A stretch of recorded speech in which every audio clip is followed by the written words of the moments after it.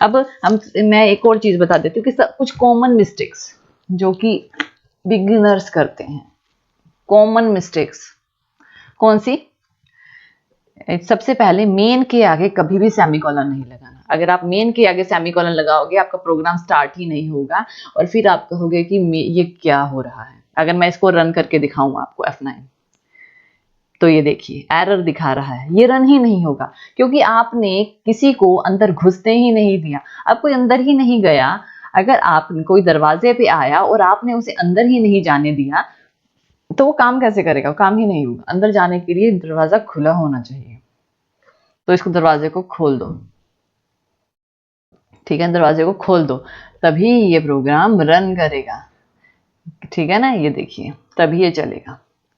Next, जब कोई आप हैश के साथ कोई भी मैक्रोज के साथ काम कर रहे हो, बीच में इज इक्वल टू का यूज ना करें, तब भी नहीं चलेगा। दिखाऊं? ये देखिए, ठीक है, तो ये चीज नहीं करनी। तो पहले 3 यहाँ पे भी, यानी ये जो हेडर फाइल्स होती है ना आपकी, हेडर फाइल्स का काम क्या होता है? ये हमारी हेडर फाइल होती हैं, ये इनबिल्ड होती हैं। इनका काम क्या होता है? इनके अंदर भी बहुत सारे प्रोग्राम्स होते हैं जो आपके प्रोग्राम को रन कराने में हेल्प करते हैं। इनके अंदर भी बहुत सारे, यानी कि आपके एक प्रोग्राम के लिए पीछे पता नहीं कितने और प्रोग्राम चल रहे होते हैं। तो इस वजह से इनको जो है इनको बंद नहीं करना होता है। नेक्स्ट, अगर मैं यहाँ पे इंट टाइप पे सेमीकोलन ना लगाऊं, ये तब भी नहीं चलेगा। हाँ, अगर मैं यहाँ पे \n ना लगाऊं ना, तब ये चल जाएगा, लेकिन ये एंटर वाली वैल्यू नहीं दिखाएगा। इसको भी रन कर ली, लेकिन अब तो इसमें दिखा देगा, लेकिन एंटर कैसे? F9 करा, लेकिन ये अब तो दिखाएगा क्योंकि फर्स्ट लाइन हमारी वैल्यू ऑफ आ रही थी, तो इस वजह से इसमें कोई प्रॉब्लम नहीं आएगी, ठीक है, इस वजह से कोई प्रॉब्लम नहीं आएगी। लेकिन अगर मान लीजिए हमने अलग अलग लाइंस में अलग अलग चीज़ों को दिखाना होता है तो हम \n का यूज़ करते हैं। अगर आप \n का यूज़, आपने काफ़ी सारे printf करा दिए हैं और \n का यूज़ नहीं किया, तो वो एक ही लाइन में पूरी खिचड़ी मचा देगा, इस वजह से प्रोग्राम को अच्छा दिखाने के लिए। नेक्स्ट, printf जब भी करो तो ये जो कोटेशन मार्क्स होते हैं, हम कुछ भी डिफाइन करते हैं वो कोटेशन मार्क्स में ही करना है।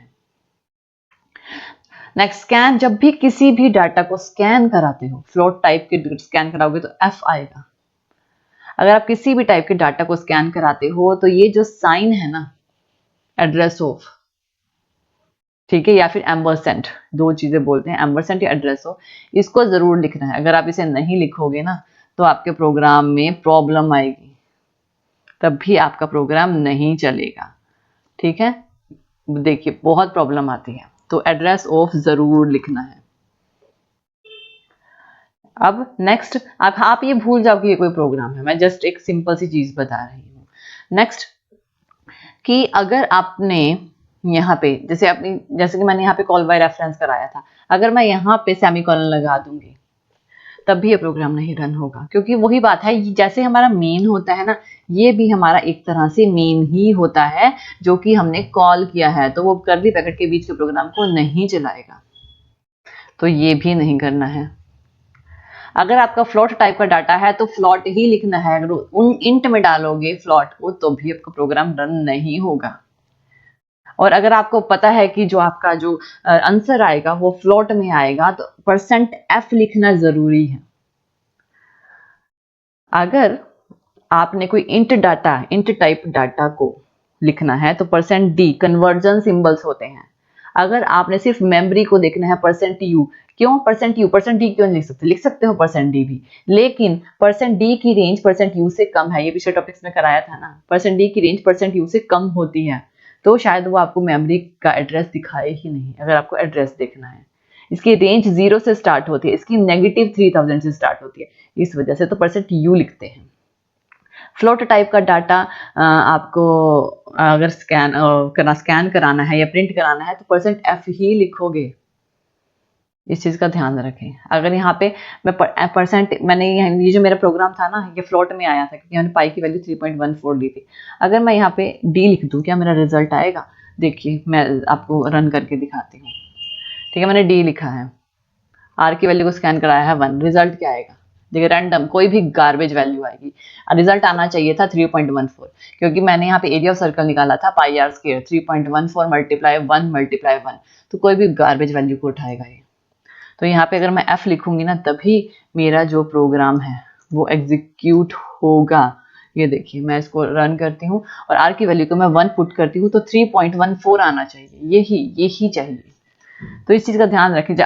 आप ना कैलकुलेट करके देखो ना, अगर R मैंने इंट टाइप में 1 दिया है, इंट टाइप में अगर मैं यहाँ पे R1 ना लगाकर मैं 2.1 लगाऊं तो क्या मेरा प्रोग्राम परफॉर्म करेगा? बिल्कुल भी नहीं करेगा।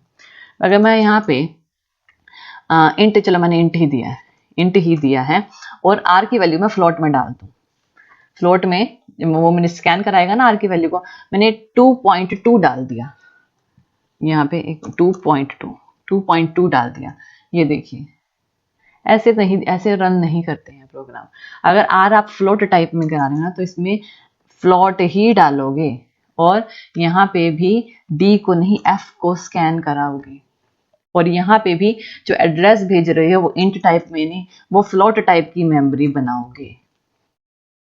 ठीक है ना, क्योंकि फ्लोट में वर्क कर रहे हो और जेड भी फ्लोट में ही जाएगा और हमारा पूरा प्रोग्राम फ्लोट में ही वर्क करेगा। तो ये मोस्ट कॉमन मिस्टेक्स है, मोस्ट कॉमन मिस्टेक्स जो कि बिगिनर्स करते हैं। तो बिगिनर्स को एक चीज बहुत ध्यान रखना। हाँ, एक चीज और कि जब ये सेमीकोलन कन्वर्जन सिंबल्स के बाद ना आप डायरेक्टली स्कैन कराने लग जाते हो, ये कोमा नहीं डालते, ये कोमा बहुत जरूरी है, तब भी नहीं चलेगा। प्रिंट कराने के लिए भी सेमीकोलन खत्म होने पे कोमा डालना जरूरी है, वरना प्रोग्राम नहीं चलेगा। सेमीकोलन, कॉमा, ठीक है, ब्रैकेट या कन्वर्जन सिंबल्स, डी लगाना है, यू लगाना है, एफ लगाना है, तो इसी का ध्यान रखें। तो थैंक यू, गुड बाय।